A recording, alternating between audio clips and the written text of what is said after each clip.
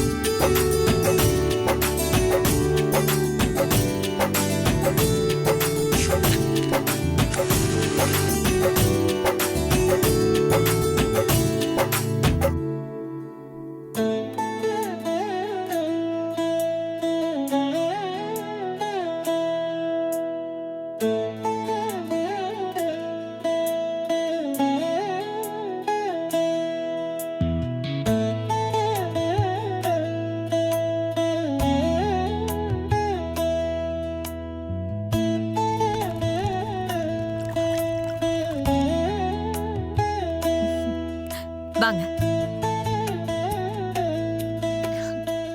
வாங்க வாங்க உட்காருங்க மாப்ள.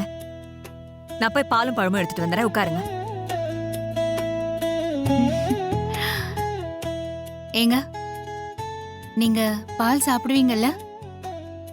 இல்ல சில பேரு காஃபி டீ எல்லாம் சாப்பிடுவாங்க, பால் சாப்பிட மாட்டாங்க. அதான் கேட்டேன்.